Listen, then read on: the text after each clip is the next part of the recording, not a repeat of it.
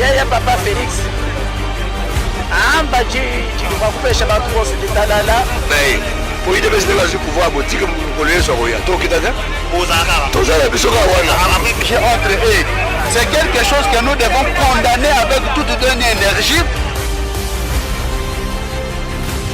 Bienvenue à vous tous qui avez l'occasion de nous suivre sur Tolola TV, 100% chez eux. Nous sommes là à la résidence de l'IDPS, l'idée pour le constater, nous sommes encore retournés parce que l'actualité nous oblige de parler de l'actualité. Hier aussi, à l'IDPS, il y avait eu de Makelele, Mindouk et Betaki, Flamme et Betaki, il y avait eu beaucoup de choses, il y avait attention avec ma casse limité. C'est pour cela, comme nous sommes toujours à la source pour vous donner des informations, nous sommes décidés de descendre la casse à base, tous les interviews,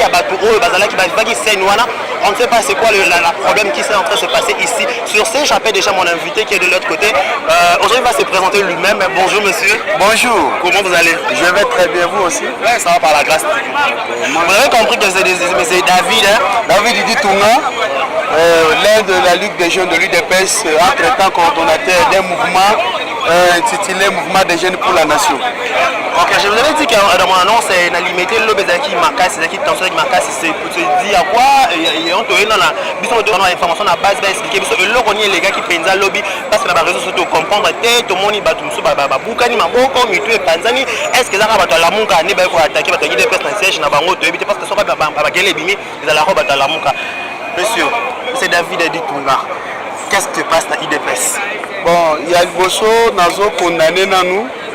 Avant de condamner, nani wabiki batumito panzani na IDPS mtomito. Et demain les réseaux sociaux. Non, on les a les réseaux sociaux, ils ont battu la muka baza pour fabriquer ba image. Il est là la muka. Non, s'il vous plaît. Ils ont battu la muka pour fabriquer ba image qui va panzani ba kufi non. La IDPS ils ont na mutumoko te akufi. Mais et là on a nazo déplorer, nazo condamner yango ezaboye. Keno bakena ko attaquer ndako ya mwana mboka Chole. Ça n'a rien à voir ya kokende ko attaquer ndako ya mutu. Parce que le pango o Chole azali eza le pango na yeke ya bandeko na yete eza place ya bato azo futela. Ce n'est pas bien un grand parti au pouvoir comme l'UDPS. Bato bandako ka été entre biso na biso rando eza pena soni. Mwana mboka yebaki no bato ape perdre o bauti olongwa na pouvoir ezalaki mpe na bato bandaki kotambola va même na baarme oyo ke bazalaki baintouchable na bokonzi ya Monsieur Kabila mais batikala jamais kosala bantuvaleur ya kosan charger entre eux. C'est quelque chose que nous devons condamner avec toute notre énergie parce que nous sommes un grand parti au pouvoir. Tokoki jamais qu'on s'attaque entre biso et l'on a parti et l'on a idéologie et l'on a un système politique et bana kozala ko attaquer tina ba individu, c'est inacceptable. Pour répondre à la question na yo, nazolo ba clairement latement pourvu que nous ba comprendre. Et ça na bato oyo bazali ko manipuler bandeko na biso ba combattant mususu na UDPS et na force du progrès to na CEP ko bazo benga convention démocratique. Et ça les belé bazali ko sepela te ndenge mwana mboka président AU ya parti entre-temps vice-premier président Assemblée nationale Jean-Marc Kabunda Kabunda na Moussal Maye oyo asali na makamba kitoko apesi na IDPS ebele bazali ko sepela nango te même ceux qui toza na posa ete tozwa directoire ya parti munene logo la IDPS eza par bitumba te eza par désordre te parce que toza déjà un grand parti au pouvoir. À chaque instant, à chaque moment, bazoya pour être basadare massivement dans quatre parties. Mais ceux qui veulent voir les autres salama et que bamsou babando zala tomber victime na bablo wandengwana eza bien te. On veut baza ko revendiquer directoire ya UDPS. Et belé kat na bango bazalaka bakozi na UDPS batikala ko porter ko moko te. Au contraire, ba détourner kutu mbongo oyo ba pesa pona ba carte ya membre ya UDPS ba yebani. Ba mususu kutu ba postula déjà 2 à 3 fois ba tikala ko zata mandat moko te. Mais alors on est surpris. Ya komona ete ba ya na obundi sa Jean-Marc Kabunda Kabunda. Mon frère, s'il vous plaît, il faut quelque part il faut quelque part tous à la reconnaissance. Jean-Marc Kabunda après disparition il y a fait tiens Tshisekedi wa Mulumba de reste mémoire et belé ba prémédité qui m'a bé pour na UDPS et qui coexister les sous-soutiens. David tu racontes compte à la CG à M. Jean-Marc Kabunda. Permettez-moi donne-moi une pause et je vous retrouve juste après. Moi bon avant tout compte à la Ramouya vice-président et Assemblée nationale de Jean-Marc Kabunda. Président AI, il y a UDPS Jean-Marc Kabunda. Bandana nous on a président AI parce qu'avant comme vice-premier président de l'Assemblée nationale, dans le président AI, il y a parti. Expliquez-moi normalement, problème ni vraiment eux les gars qui lobby beaucoup à niveau wanagé. Nous qui photo internet selon you oui photo internet qu'est-ce que ça poussé que c'est qu'il y avait quelque chose c'est marché qui toyebi très bien que ceux qui sont na batalamuka bazolika na ba médias et na ba réseaux sociaux bazape kotanga ba moka ba combattant na biso c'est-à-dire façon bazo même information eza bongote koloba ete tala parti wana pouvoir babandi déjà koboma bato parce que sans bango bazo publier message eza bongote parce que biso toza mieux placé pour na ko démentir yango pour na koloba ete o esalama ki lobby eza na mutu moko ta kufina na UDPS on va dire pardon bitumba bina ndako na bino bitumba mama wale kana na bino yozu po casser au tchango pa baninga ozo accuser indirectement la partie de pouvoir et de l'opposition ceux qui ont tali bato bazo publier ba message wana to ba vidéo to ba image wana eza bato ala muka eza bato ala muka temba bazo pebisa image à partir na Facebook na internet toza aussi mieux placé ya koloba ete eza faux et archi faux parce que vérité nde biso po ye azwi kaka image azwi baka ba commentaire bikomela mwanza komi mais aza incapable ya koko même na base pas ça même interview ata na combattant boko alors c'est pourquoi biso toko dénoncer yango biso toza parti au pouvoir ceux qui anti-valeur ezali toko betela ngo maboko te parce que bandeko wana o baza lelo kobundisa Jean-Marc Kabunda kana ndenge na auto prélevé eza na ba mususu baza ba député na Assemblée nationale mais bango pe baza mieux placé ya ko pesa pe biso bila ya 100 jours parce que biso be to voter ki bango batala keno lokola FCC sa majorité na parlement bana kini to base botala jezo le kana kuna eza boye mais o biso to pesio lokola bokonzi ozana incapable ko pesa biso bila na yango mais o mona ko gérer za parti politique to da kozana directoire alors entre temps ozali ko luka ko salir vision ya président de la République parce que o bango bazo sala bazo combattre ba combattant bazo combattre Jean-Marc Kabunda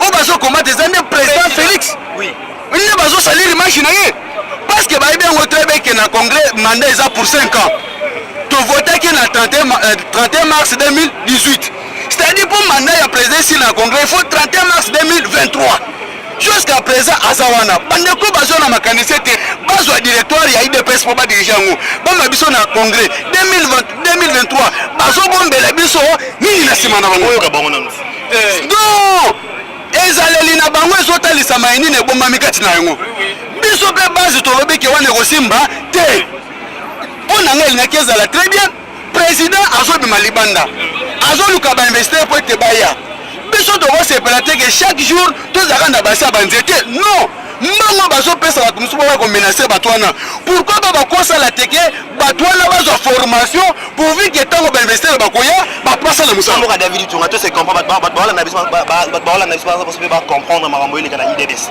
normalement to yebi ke so ki neti muto azo diriger parti politique azu poste na gouvernement automatiquement adjoint ka komara en tête ya place wana siko et pas la bino monsieur président Jean-Marc Kabunda azaki na tête ya IDPS a commis vice-président et Assemblée nationale automatiquement voilà là que Augustin Kabou yende faka comme président c'est pas le bino boss sali ba groupe na IDPS ils ont comme notamment ça la écrire to sali groupe te to sali pe écrire te bani folongola yango ça c'est un dédé et tant Jean-Marc Kabunda azalaki secrétaire to na congrès to bimisi président Félix le rôle président ya parti et puis to bimisi président candidat na élection en 2018 n'est-ce pas Jean-Marc Kabunda zongi le roi secrétaire ozo komba mana mboka et après si biso président de la République Félix Antoine Tshilombo Tshisekedi a remis président de tous les Congolais il faut battre bayango Aza sous-président, il y a IDPS, mais Aza président pour tous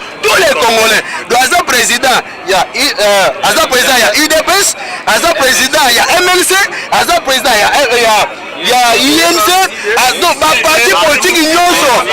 Donc ceux qui donc c'est-à-dire ezala ba Fayulu ba Mbemba ba Katumbi aza président ya mutu nyonso. Alors atali alobi que non après liwa ya papa Etienne Tshisekedi wa Mulumba de res mémoire paix à son âme. Muto akambaki parti malamu eza Jean-Marc Kabunda akabundu. Ye moko aza na pouvoir discrétionnaire. Akotala nani akopesa confiance pour ete akamba parti na ye. Pour ete tobimisa mokonzi mususu ya sika. Soko otali na wetangami présidium ya parti, il faut président zala empêcher définitivement. Exemple, le Etienne Tshisekedi wa Mulumba, il a déjà empêché définitivement. Mais président Félix a confité. A empêché définitivement que ce que makanisi mabeni ne bande kona biso balati pour être baya nango ke to gene na congrès na makanisi nini bande bongo bana bakoma balamu ko zota s'il vous plaît bayaki Jacques Mel azalaki wana Wakwenda azalaki wana Sylvain Mutombo azalaki wana maison des députés s'il vous plaît IDPS abundi 37 ans d'élite bande kona biso bakufi lelo ebele batikali bakoni ba pauvre Bachel Bazo Zelete, le président César Maboko IDPS, peuple a d'abord ressenti et s'est retrouvé. Mais nous sommes surpris, tout le monde qui nous a biso, bande comment, bande comme manipulé, bande qu'on a biso, voire même qui n'a pas le robot quand même, n'a pas chôlé, même bloc on a bon, et ça normalité. C'est salir l'image du parti, et ça n'a qu'au bout de sa vision, il y a Félix Antoine Tshilombo, tu sais qu'elle dit. Parce que le président a connu qu'on va l'intégrer, non? Yo yaka, baba nota sumamba parti.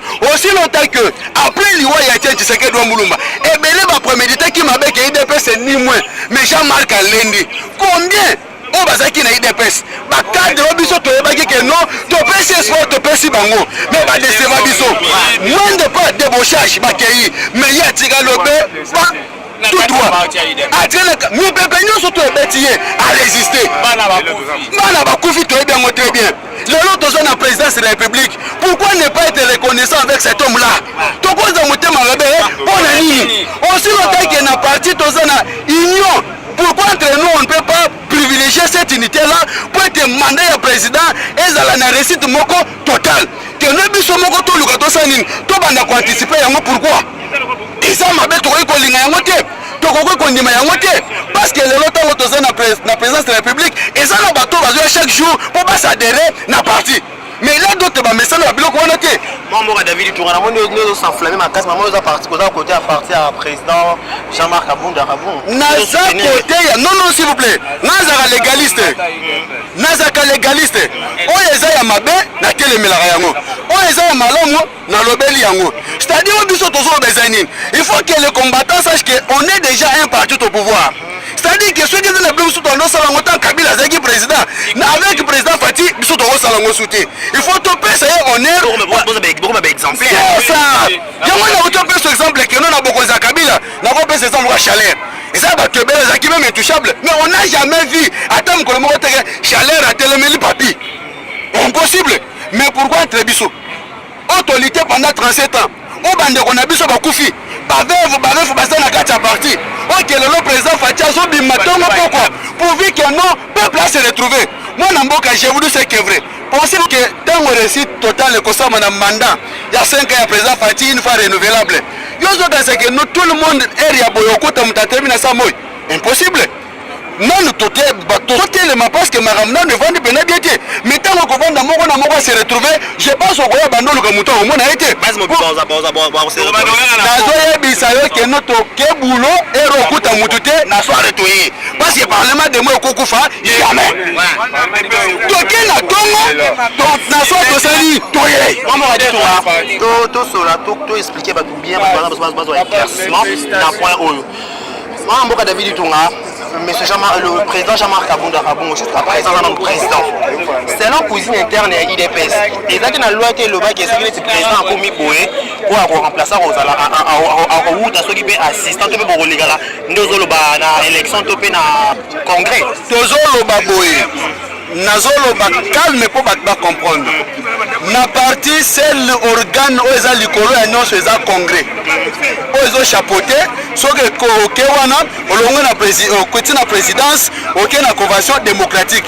soki otali 3 organes oyo eza chapeauté eza congrès c'est salami déjà na ndenge tobimisaki déjà président Félix Antoine Tshilombo Tshisekedi mandat eza 5 ans na congrès c'est-à-dire le 31 mars 2018 il faut que 31 mars 2023 il faut congrès monsieur Salama après 31 mars 2023 mais na minute aza empêché définitivement et puis ils ont un pouvoir discrétionnaire il y a beaucoup d'inaïe pour être la partie n'a coupé ça yango Jean-Marc Kabunda a beaucoup parti c'est par la signature du président Félix Antoine Tshilombo Tshisekedi vous appréciez mais si ces gens-là basant la poste à côté na directoire to pas comment pas diriger IDPS ba ko s'en charger na Jean-Marc parce que Jean-Marc mutamitié wana te il faut beaucoup t'en un président. Si on comprendre bien, il faut président signer ordonnance qui est Jean-Marc Kabunda. Ceux qui basent dans la revendication na bango, ba que qu'on revendique pas président.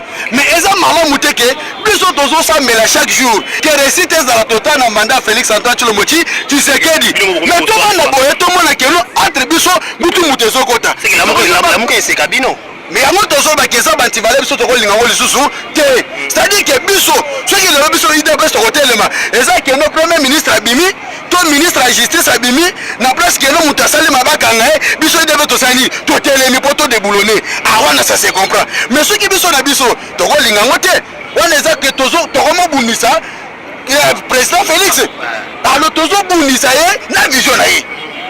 Parce que bayata ba côté ba banine mais motonga za na pouvoir mais botana base na ye moko makambo ezo sala batala ke base ya moko bat bakufi batala base ya moko bat bazokisani eza normalité eza banti valé photo telemela yango batona ba mususu na utolo bango très bien ba postila deux fois batira la rozote lo chaque ban atira la rozote jamais que Jacques atira la rozote deux fois atira la rozote azoko tumba ba 4 oyebe très bien pour les combattants.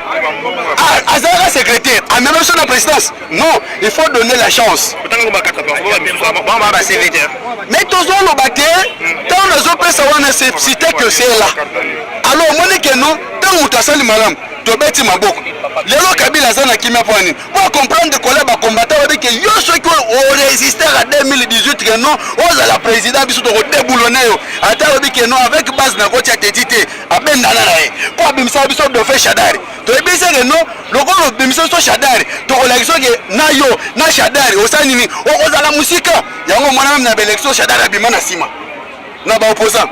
C'est pour vous dire que non, le peuple est déjà déterminé. Mais ce que nous pouvons faire la base, c'est quoi? C'est appuyer le projet, la vision du chef de l'État. Pour qu'il y ait dans la réussite totale. Avant que Namaramouleka qui lobby, message ni au chef de l'État a payé sa base pour se calmer, pour que tout le monde attention normale. Dans le lobby, boy, président Aza, président de la République. Mais parti, s'il vous plaît, en ce qui concerne le parti, et ça, l'administration, la hiérarchie, et ali. Et qu'on s'occupe na yango par rapport à bateau baniba cause des autres na UDPS. C'est-à-dire, bah on y a pris confiance.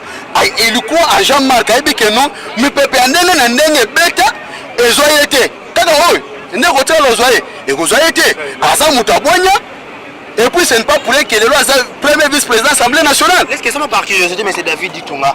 Le président Jean-Marc Kabunda, le président de l'IDPS, n'est pas vice-président de l'Assemblée nationale. Ils ont causé un problème dans la partie. Il peut gérer tous les deux. Ils ont causé un problème, pourquoi? Parce qu'il n'y a pas qu'une Assemblée nationale qui travaille dans la commission. Vous êtes regroupés, vous avez que non binote, ça va biso total le cofin, biso total la boy, total la boy. C'est par là. Mais ce qui peut être yemoko, mutiemo moni que non, par incompatibilité. Et quoi je m'attends, de sa propre volonté au Sanini, à poser démission n'avait pas président. Félix Segueno en tout cas, na wanga zango, na moni na kokate, faut mettre Luka, secrétaire Moussou, à la prouver que non, à comme parti. Donc ça est compliqué parce que au moment où nous parlons, il est là. L'Assemblée, oui, il est là. C'est-à-dire qu'il va travailler dans la commission. Et ça ne peut pas empêcher. Ce qu'on va faire, on va faire un mécanisme. Bon, il y a un lobby qui est basé sur le lobby. Ok, on a un makambo qui est basé sur le lobby. Soit émission, tu as ça. Tu as ça, la musique, tu as ça, la liboso, il y a MLC, tu as ça, la liboso, il y a SID, tu as ça, la liboso, il y a UDPS. Motuna pe na tundi. Ceux qui caméramen na zu image kuna. Tu as ça, la ngwa. Tu as ça, la ngwa na UDPS. ce que tu as base mobimba tozeliao c'est-à-dire que non Jean-Marc qui passe na kati président ayi azapena na kati c'est-à-dire quoi biso tozo boya makanisi o eza sima po sima makanisi bato les ndenge nini ceux qui bango ba koti na directoire il faut malamo ba même parti na congrès.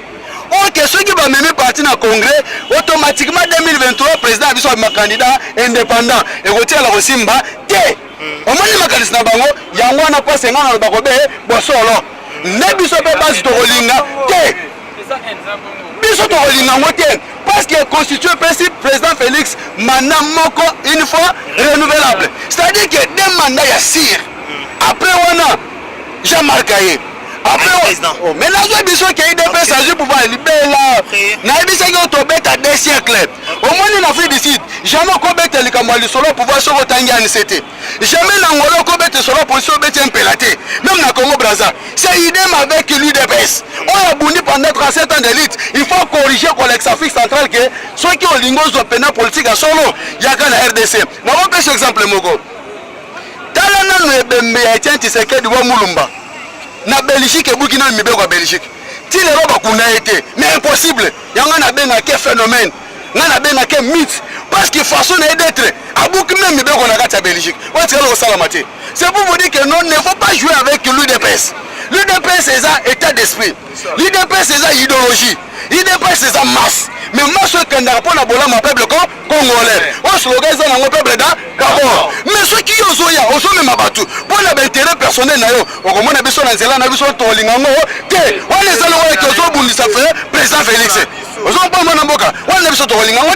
D'accord, merci maman David Itunga to chiteno déjà. Message ni no refait ça bana IDPS bazali bana mboko ba mona ba image les kaki na réseaux sociaux qui bobundi bino na bino bozoka ndio yo biki za bato la muka selon yo je ne sais pas message ni ya pe européen ça bango ko bazali mitema likolo na lobby boy na lobby te que no bato la muka non s'il vous plaît il faut que lo bande muta lobby na lobby que na ba internet na ba réseaux sociaux batanga munde bazozo information zo bongola on ndenge ya mabe o eza bongote na démentir ngo déjà et puis nazo sena na peuple congolais la diaspora. Il y a eu des personnes qui ont été biso. Tous ont déjà parti au pouvoir.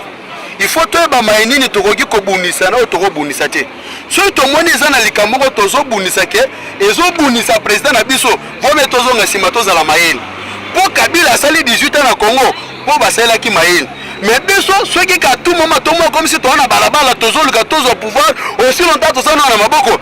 Biso ndé jour to sa nini to rolela. Et puis conseil sur ami balé. Il y a un conflit à IDPS et Bandi les lotés. Oui, et quoi qu'il y ait un local là, c'est-à-dire il faut quand même mailler le comité de sages contre la IDPS pour comment régler le conflit interne. Parce que tu as perdre ton FCC. Parce que le problème parce que place bazali baramwezanga mais c'est très difficile pour les médiatiser le conflit na bango. Oui, il y a un ça conseil que s'il y a des conflits, baton a besoin de cadre IDPS. Comment s'organiser pour régler le conflit dans l'interne et non que base va exposer peuple. Mais il y a un baquet, ceux qui ont dit qu'ils ont salle, ils ont violé le statut. Mais d'office il faut que c'est ma routine parce que ce bouc mibeko. Il faut tous se mettre. Tout le carton sur mon président Félix. Vous comprenez? Alors, on est très bien parce que Mandesa Kitoko, tel bilan Kitoko, et puis investir dans Basali Koya, et que vous allez faire ma casse, vision et à respecter Congolais 300 nini, à se retrouver. Numéro 00243 82 283 22 25.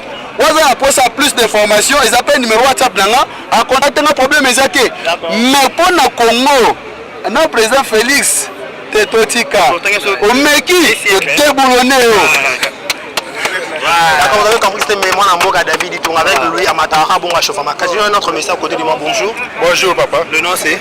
Le nom c'est Wali Kumbia. Mais c'est Wali Kumbia, tout le monde a siège à IDPS, vous avez ta base, gara? Oui, ils sont des colo base de Makambo. Bino base de Makambo, mais l'œuvre qui est surpris que Bino a Bino Bombo, Bois, Spimbois, Bombo, Bunda, Gaz et Bété, Zoki. Vraiment, oui, au lobby Makamba solo, mais ça fait la honte. Les assoni Mounene, n'a pas la partie de l'IDPS. Les bisous de bête la ngotolo et bundi bitumbe belé na bambu le belé au bateau sobako ignorant wa tamukete. Je pense que ndendo kalobi awa s'il y a problème na kati ndako bat ba fan de la Congo Je pense que même dans la FCC, il y a des déficits, il y a des problèmes. Mais dans la discipline, il y a des problèmes. Ce qui est dans la loi, nous n'en parlons même pas. Mais pourquoi pas la bisomo de l'autre comme le pouvoir? Les États-Unis, tous les karaté, mais le pouvoir. Alors, ce problème est ali, yo yaka. Donc ça va nous faire dans un monde où les hommes bien, où les hommes malades, peut-être ça va besoin de solution.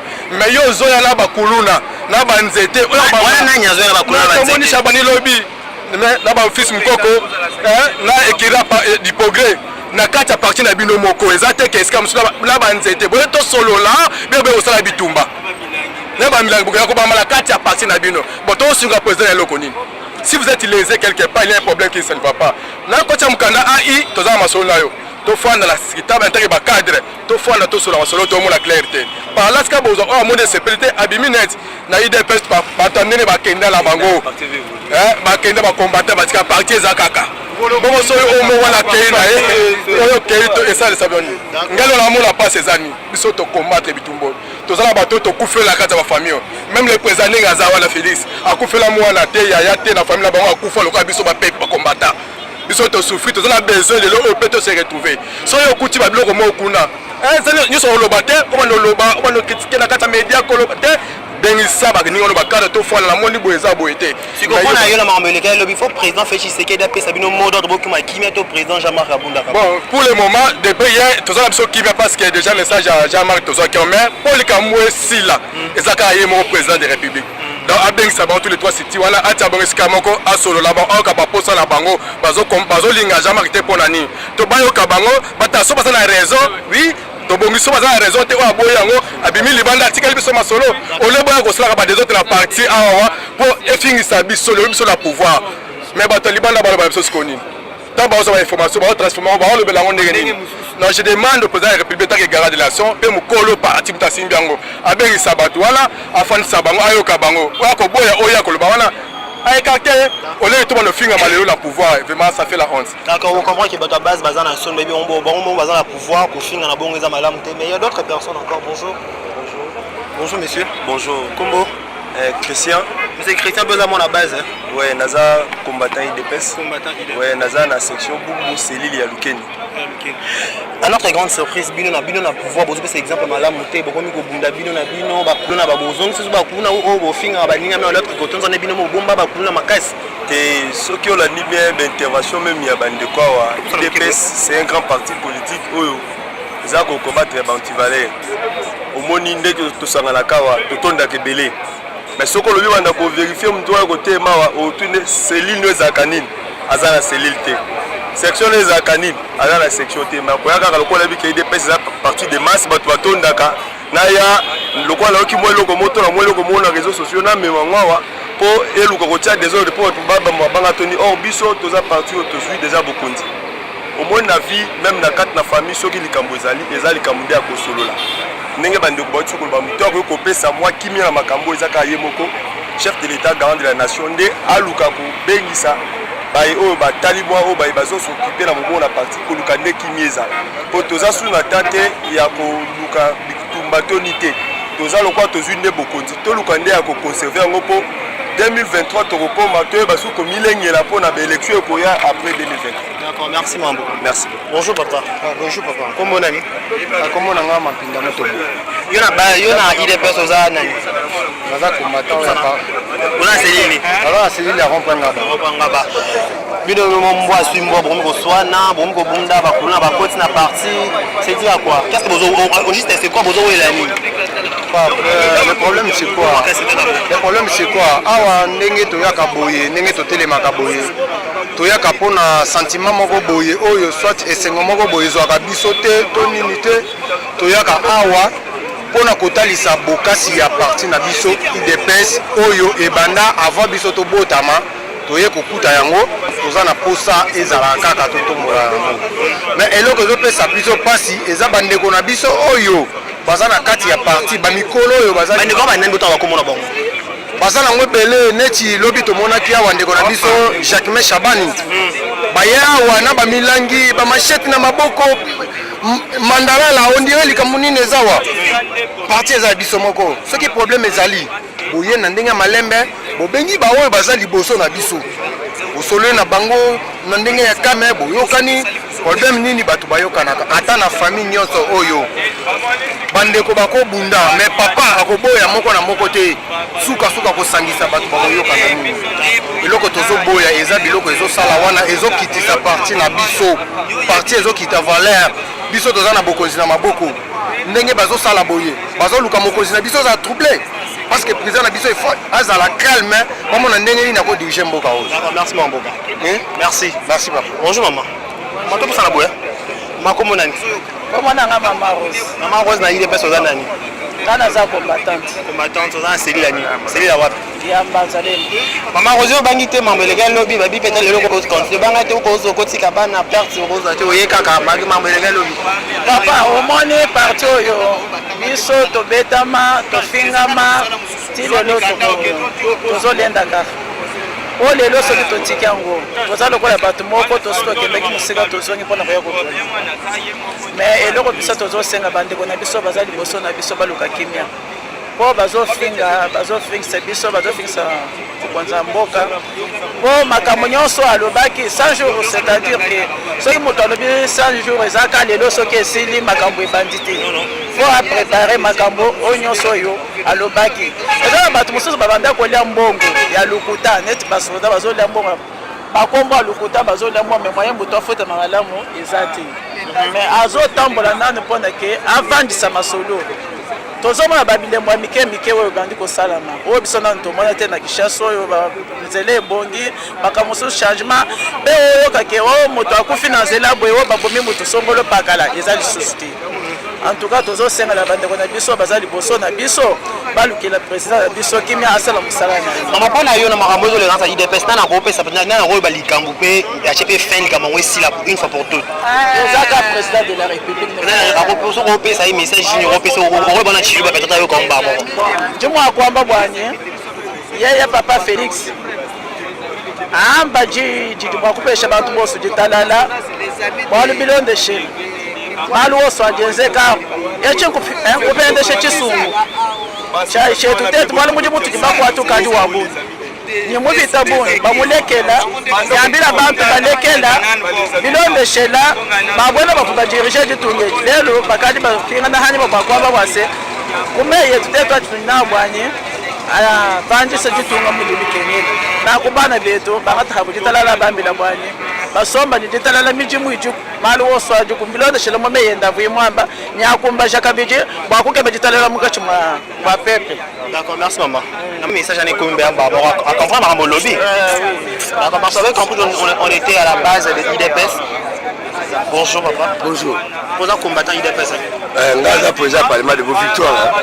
Président parlement de vos victoires. Babi bebi no be beaucoup de sambu, tout bino bezo soutenir bateau musu bazo ngaba comme président IDPS.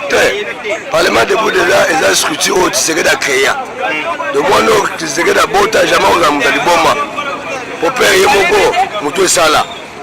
Quand on a créé le parlement de Bouya Yeba, c'est l'antidote de l'université. Quand on a allé au Congo, à l'époque, Yombo, Yanga Boula, a créé le parlement de Bouya. Le parlementaire debout, solo à la naille de l'État Tshisekedi, jamais rose à la moto, à Bazo me met à Mombongue. Parce que le parlement debout, c'est l'ordre, c'est l'organisation. Message l'Union européenne, ça n'a pas trouvé trouble dans la IDPS. Bon, nous sommes en démocratie, hein. Et ça, question à choix. Si on a l'État autant la canne, par contre, la politique est basée là. Bon, je suis la ville à Kinshasa, ma foule. Il y a juste un couloir là. On veut solo avec une matonne de 18 millions de dollars. C'est ça couloir là. Donc on a couloir la politique, ma couloir là, bazar. Tout comme une église, ma couloir bazar. Donc ma couloir bazar partout dans le domaine news. Donc, conseil européen, c'est bon, on va bâtir pour déranger l'IDPS. L'IDPS, c'est un mokonzi moko, on a ça l'intérêt, mais jamais Kabunda Kabunda. L'IDPS a tenu monter la cité de l'Union africaine, président Félix, président de la République, pendant au moins 10 ans. Donc, on a monté, mais ça en a eu. Pour l'IDPS, il a eu pouvoir aboutir pour le sur Roya. Tu as dit Bozaka. Tu as dit Après Félix, après Félix, jamais Kabunda. Ça n'est fini pour aujourd'hui. Vous avez compris qu'on a parlé de l'IDPS. On était au siège de l'IDPS, là où les choses ont été passées très horribles. Il y a eu des blessés, il y a eu des gens qui ont perdu beaucoup de sang. C'est pour ça que nous sommes déjà allés au siège de l'IDPS pour prendre des informations à la source. Parce que vous comprenez ici, c'est Tolo, on a cette TV. Nous sommes toujours là où il y a des informations, là où il y a de l'actualité, même surtout dans la rue. Donc, moi, là, qui nous avec le l'IDPS, on peut être des informations. Vous avez écouté, Vina Bango va comprendre que Bazan a besoin. Le président de la République démocratique du Congo, son excellence, M. Félix Tshisekedi Tshilombo Antoine, a le un mot pour Kimi Ekota. C'est pour ça que le festival le président de la République du Congo a le Kimi Ekota dans l'IDPS. Je vous dis merci. Je dis un grand merci à notre grand caméraman qui est derrière la caméra, celui qu'on appelle Fleury. Merci à notre monteur caméraman Tommy Jordan. Merci à notre partenaire de shooting photo studio cette production. Je vous dis merci. Je dis merci à maman Anne Kalambay ainsi qu'à son mari, M. Carlos Kalambay. D'ici là, portez-vous bien un box de programme sur les antennes et Vitolo dans cette TV 100% Jésus. Au revoir.